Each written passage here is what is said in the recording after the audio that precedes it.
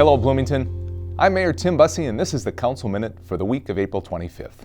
At our Monday meeting, the City Council took a big step in shaping the future of the City of Bloomington by adopting the Bloomington Tomorrow Together strategic plan. I'm sure many of you have participated in a strategic planning process, either in your professional careers or maybe with your church or a nonprofit organization. If you've been involved in a strategic planning process, you know this is a big deal. A city's strategic plan is much like the strategic plan of any organization. It ensures that the entire organization, in this case the community, is on the same path. Any successful strategic planning process makes you take a look at what's going on today, evaluate where you want to be tomorrow, and lay out the steps that need to be taken to get there. Bloomington Tomorrow Together has been a rigorous and vigorous community-based process that's been developed over the past 6 months. And it has involved hundreds of stakeholders working literally thousands of hours. The goal is to focus the work of the City Council and the city staff in partnership with the community on an intended future for the City of Bloomington. Our always fantastic communications department has put together a great video that describes the process, the outcomes, and the next steps. Please take a look. Every step of this process, we've involved the community in that process. And I really think they went above and beyond trying to make opportunities for people to get engaged and be engaged and create access points. We believe defining the future and intended future for the City of Bloomington is best done when we do it in partnership with the community. We are the people that make up our community. We are the ones who are living here, working here, raising our families here. We should have a say in the direction going forward of our city. This was a super diverse group in every which way, like gender, age, racial diversity, geographic diversity across Bloomington. You get the best response when you have the community represented in a meeting like this, so it's great. There's different beliefs, different nationalities, they come from different places, different stories, but we all call Bloomington home, and so it's great to have so many different perspectives when it comes to talking about the city that we all live in. Our mission is to cultivate an enduring and remarkable community where people want to be. That was the mission statement that came out of our core planning team process back in December. And since then, we've been working to flesh out what that means and how we're going to achieve it. So we started this process last fall by including a lot of community members who wanted to have a voice, to get their input, to find out what they thought about the community. And we use that information during our core planning team to create that mission statement, to set some core values for our community, and to identify strategies for how we move into the future. We were able to use a consensus process to come together, talk about our shared values and the things that we all wanted for the city we want to live in. That was a really exciting part of the process. We really just tried to have open, honest conversations, and there were some really challenging conversations that we had as a group, but we came out with this plan that we're all pretty excited about together. Since then, we've had action teams that have met around those strategic objectives, and we've had a measurement team that has put together the ways that we are going to monitor and track progress to achieving this mission.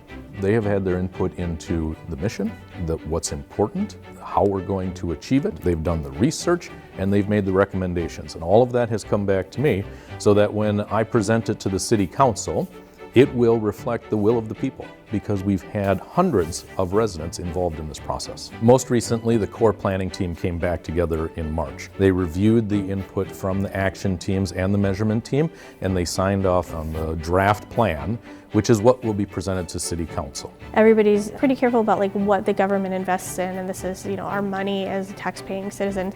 So we really were trying to be careful about what are we putting into place? Is this realistic, and is this something that's worthy of the investment of time and resources? After asking the City Council to adopt this plan, we will be working with the City Council to finalize that 5-year work plan, and then we will have regular reporting to the community about the work that we're doing, how we're measuring it, and how we know we are achieving success. This is the work of your neighbors, this is the work of your city government, and in addition to this, I think there's additional commission spots that are opening up, and this is just one of the many ways to get involved with crafting this future together for the City of Bloomington. One of the best takeaways of this process is the realization of the abundance of commitment and passion in the community. Our residents have time and again demonstrated how much they care about Bloomington and how firmly committed they are to a future where people can have that same experience in Bloomington. If people want to learn more about this, resources are available, especially on our website. We have a whole page that's dedicated to Bloomington Tomorrow Together. And there you'll be able to see the mission statement, you'll be able to see the core values, you'll be able to see the strategies. And as we progress moving forward, you'll be able to see accomplishment being reported. So that information will be very transparent and very available for everybody who wants to see it.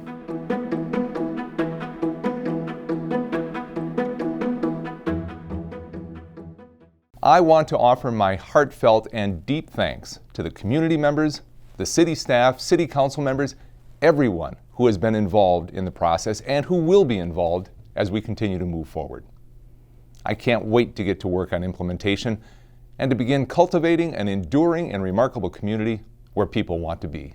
Also on Monday night, the City Council took the final steps necessary to allow food trucks to operate more easily and more commonly in the city of Bloomington. As I talked about last month, the City Council started this discussion regarding food trucks more than 2 years ago.